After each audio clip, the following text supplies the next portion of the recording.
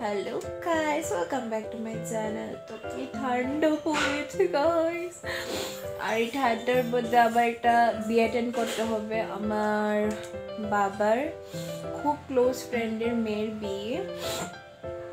তো আজকের ব্লগটা আমার হচ্ছে উইন্টার সিজনের ফার্স্ট বিয়ে। তো চলো আস্তে আস্তে রেডি হয়ে যায়।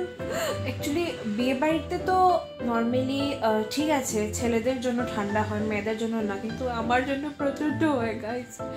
বাট আমি সোয়েটার পরবো না, অ্যান্ড অ্যাকচুয়ালি আমি পরিও না ভাই, স্টাইল মেনটেন করতে হবে।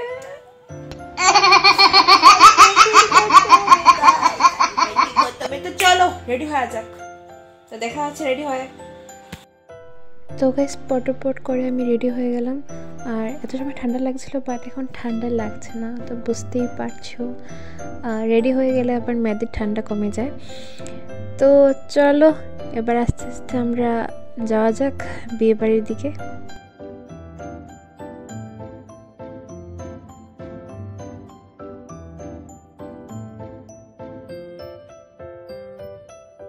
অ্যান্ড গাইস, তোমাদের আমার ফাইনাল লুকটা কেমন লাগলো অ্যান্ড আউটফিটটা কেমন লাগলো তোমরা অবশ্যই কমেন্ট আমাকে বলবে।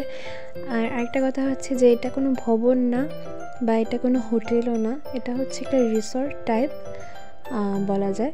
তো জায়গাটা অনেক সুন্দর, তাই ভাবলাম সবার সাথে শেয়ার করি। তো জায়গাটাও কেমন লাগলো অবভিয়াসলি তোমরা বলবে। আর আমার পার্সোনালি অনেক বেশি ভালো লেগেছে জায়গাটা। ঠান্ডার দিনের জন্য বেস্ট, বাট বৃষ্টির দিনে হয়তো বা এখানে একটু প্রবলেম হতে পারে অনুষ্ঠান করতে। তারপর এক সাইড দিকে পুরো স্টার্টার্সের পুরো কাউন্টারের মতো বানিয়েছিল, যেখানে কফি, পকোড়া, অন্য ধরনের অনেক কিছু ছিল। তো আমি পুরো ভিডিও নিতে পারছিলাম না, বিকজ ওইটা অড লাগছিল, সবই নিজেদের চেনা জানা না তার জন্য। তো তারপর মা চলে গেলো এখানে কফি খেতে আর পকোড়া খেতে, যদিও আমি খাইনি। সাথে এখানে গিয়ে পেয়ে গেলাম আমার এক মামাতো বোনকে। আমার ব্লগও আইবে। তারপর ছর্দিবাইয়ের মেয়েটাই আমাদের সাথেই বসেছে খেতে, আমি আর মা বসেছিলাম।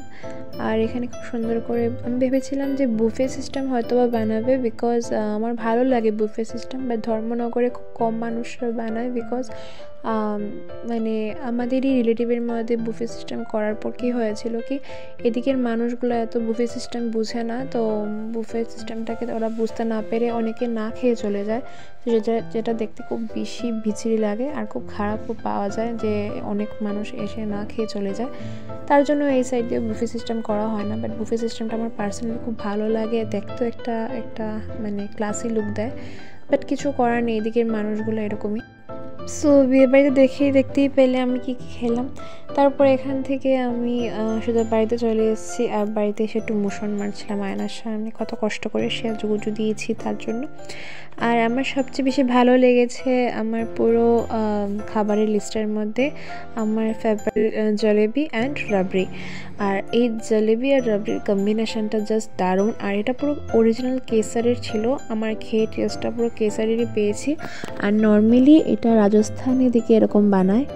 তো গাইস, আমাকে কেমন লাগছে আমি আবারও বলছি, অবশ্যই কমেন্ট করবে। আমি খুব কষ্ট করে সাজুগুজু দিয়েছি, অ্যান্ড যেহেতু আমাদের মেয়ের পক্ষ থেকে ইনভিটেশন ছিল, তো বরের পার্টির যারা মানুষ ছিল ওরা খুব ডান্স করছিল। আমার খুব ইচ্ছে ছিল ডান্স করার জন্য, যদিও আমাকে বলেছে করার জন্য, বাট তারপরেও মানে আমি চিনি না বরের পার্টির মানুষ ওদেরকে সবাইকে, তো কেমন একটা লাগছিল, একটু অড লাগছিল তার জন্য। বাট তারপরেও অনেক বেশি ভালো লাগছিল। আমি চেয়ারে বসে বসে সবার ডান্সগুলো এনজয় করছিলাম, গল্প করছিলাম। তো আজকের ব্লগটা আমি আর বড় করছি না।